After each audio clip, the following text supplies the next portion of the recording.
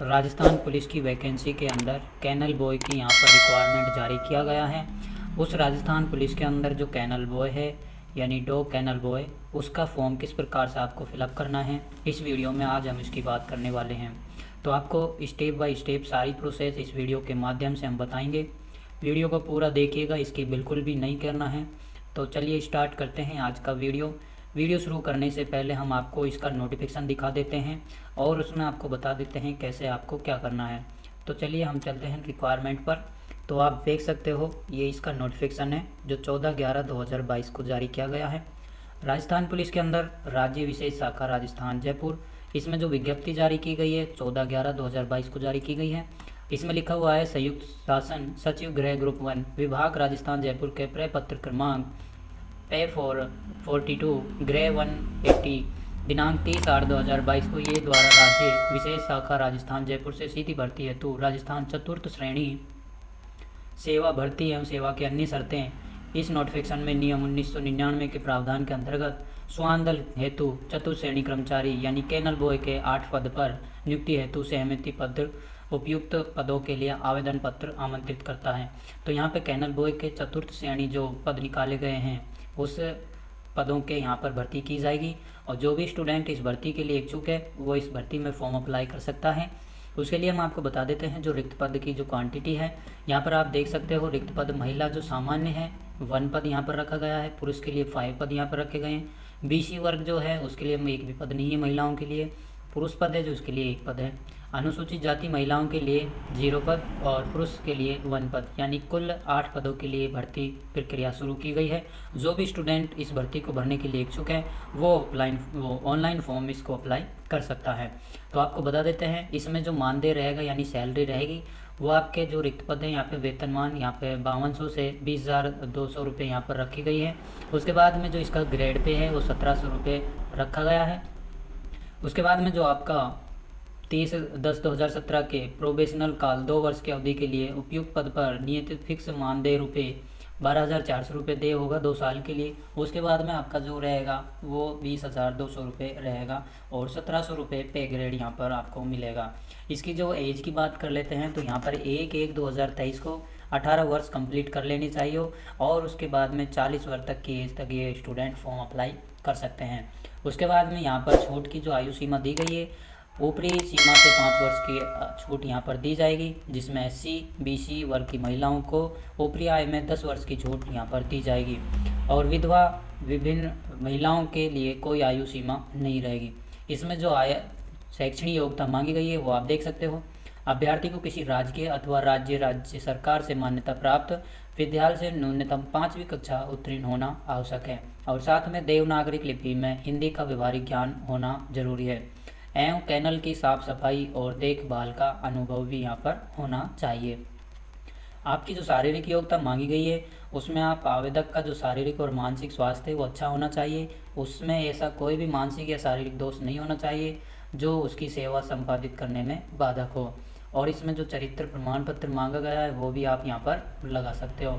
और जो कार्य का अनुभव है वो साफ सफाई के रूप में श्वानों का खान पान बनाने, निर्धारित स्केल के श्वानों को खान पान खिलाने का अनुभव होना चाहिए। इस संबंध में कोई प्रमाण पत्र की आवश्यकता नहीं होगी। तो यहाँ पर कोई भी एक्सपीरियंस आपसे मांगा नहीं गया है, साधारण यहाँ पर आपको नॉलेज होनी चाहिए।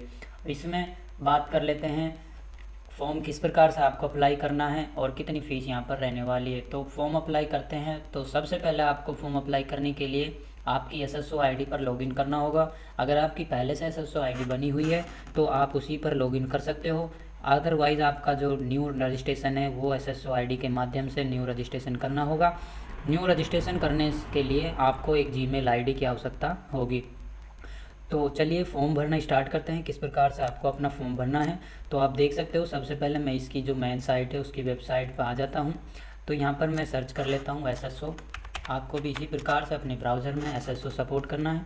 उसके बाद में क्लिक करना है। क्लिक करने के बाद अगर आप न्यू कैंडिडेट हैं तो यहाँ पर आपको लॉगिन करना है, अदरवाइज़ आपको ये रजिस्ट्रेशन पे क्लिक करना है न्यू कैंडिडेट के लिए और यहाँ पर Gmail से आपको लॉगिन करना है और आपकी SSO ID बना लेनी है। तो मेरी एसएसओ पहले से बनी हुई है, तो मैं आपको दिखा देता हूँ किस प्रकार से आपको ये फॉर्म फिलअप करना है। तो मैं यहाँ लॉगिन पर बटन पर क्लिक करता हूँ। उसके बाद में जो कैप्चा है इसको फिल करता हूँ। फिल करने के बाद यहाँ पर लॉगिन बटन पर क्लिक करने के बाद नया डैशबोर्ड आता है। यहाँ पे मैं कैंडिडेट पर क्लिक करता हूँ, सिटीजन वाले पे, तो मेरे सामने एक नया डैशबोर्ड आता है। जो क्लीन रिसेंटली ऐप है इस पर क्लिक करना होगा आपको। इसके बाद बहुत सारे ऐप ओपन होंगे। उस ऐप के जो सर्च बॉक्स है यहाँ पर, उसमें आपको सेलेक्ट करना है आर ई सेलेक्ट करने के बाद आपके सामने इस प्रकार के दो रिक्वायरमेंट पोर्टल और रिक्वायरमेंट डिस्ट्रिक्ट 2, तो आपको इन दोनों में से एक को चूज करना है, यानी कि रिक्वायरमेंट डिस्ट्रिक्ट 2। इसको क्लिक करने के बाद आपके सामने कुछ इस प्रकार का एक डैशबोर्ड दिखाई देगा। डैशबोर्ड दिखाई देने पर आपको दिखाई देगा उन्होंने रिक्वायरमेंट। इस रिक्वायरमेंट के अंतर्गत आपको रिक्वायरमेंट 4 क्लास 4 कैनल बॉय की यहाँ पर एक टाइटल शो होगा। इस पर आपको क्लिक करना होगा।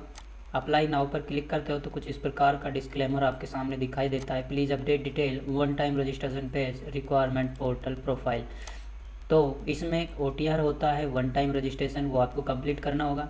उसको करने के लिए मैं आपको बताता हूँ। सबसे पहले ओके बटन करना है। ओके बटन पर क्लिक करने के बाद एक डैशबोर्ड और ओपन होता है आपके सामने, जो कुछ इस प्रकार से होता है। तो सबसे पहले आपको करना है are you Rajasthan residency candidate, तो आपको यस करना है। अगर बाहर से हो, राजस्थान से नहीं हो, तो यहाँ पे नो करना है और आपका आधार नंबर यहाँ पर फिल करना है और OTP सबमिट करना है। अगर आप राजस्थान के कैंडिडेट हो तो अगर जन आधार आपके पास है तो जन आधार से OTR कर सकते हो। अगर आपके पास जन आधार नहीं है तो आप यहाँ से आधार नंबर से भी OTP कर सकते हो। जन आधार के बाद अगर आपके पास आधार भी नहीं है तो आप अपनी जो प्रोफाइल है उससे आप इसको फिलअप कर सकते हो। तो चलिए मैं कर लेता हूँ अपना OTR और आपको भी इसी प्रकार से OTR करना होगा। तो सारी डिटेल आपको यहाँ पर शो करनी होगी और एक आपको ID देनी होगी आधार, और उसका PDF जो नंबर है डॉक्यूमेंट्स ID यहाँ पर डाल देना है कुछ इस प्रकार से। यहाँ पर आधार सेलेक्ट करते हो तो यहाँ पर आधार नंबर आपको फिल करना है और यहाँ पर जो आपकी डिटेल सबमिट करनी है ऑल पर क्लिक करना है, जिसमें आपका नाम, कैंडिडेट नाम, फादर, डेट ऑफ बर्थ यहाँ पर सारे फिल यहाँ पर हो जाएंगे। तो चलिए जैसा भी आपके पास उपलब्ध है डॉक्यूमेंट्स उसके अकॉर्डिंग आपको OTR करना है। तो चलिए मैं करता हूँ OTR अपना। तो मेरा हो चुका है OTR कंप्लीट और मैं करता हूँ इसको अप्लाई नाउ पर क्लिक। तो आपके सामने क्लिक करने के बाद ये पोस्ट ऐसे दिखाई देगी, आपको क्लिक कर देना है इस पर। क्लिक करने के बाद आपकी जो बेसिक डिटेल है वो सारी इसमें आ जाएंगी। तो आप देख सकते हो इसमें सारी डिटेल आपको जर्नल यहाँ फिल कर देनी है। बेसिक डिटेल फिल करने के बाद जो नेक्स्ट बटन पर क्लिक करते हैं यहाँ पर, तो आपके सामने एक पर्सनल डिटेल का ऑप्शन आता है, जिसमें आपको अपना डोमिसाइल डिटेल डालना होगा, जैसे कि राष्ट्रीयता इंडियन है या फिर नेपाली या भूटानी। अगर आप इंडिया से थे हो, राजस्थान से, तो इंडिया ही आएगा। उसके बाद में आपको अपना जो स्टेट है वो सेलेक्ट करना है और अपना गृह जिला है उसको सेलेक्ट करना है। तो चलिए गृह जिला सेलेक्ट करने के बाद कुछ यहाँ पर विशेष कैटेगरीज दी गई है जो आपको यस या नो में सेलेक्ट देना है। तो आपसे पूछा गया है are you an ex serviceman, क्या आप भूतपूर्व सैनिक है, तो आपको यस या नो में से आपको ऑप्शन चूज करना है। उसके बाद में जो आपकी पारिवारिक आय है वो 2.5 लाख से कम है या ज़्यादा है, तो इसमें से आपको चूज़ करना है।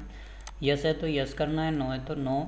उसके बाद में अगर आपके पास कोई क्रिमिनल रिकॉर्ड है, आपके पास कोई फौजदारी रिकॉर्ड यानी कि कोई केस हुआ या प्रकरण है या फौजदारी मामला है तो यस करें, अदरवाइज नो कर दें।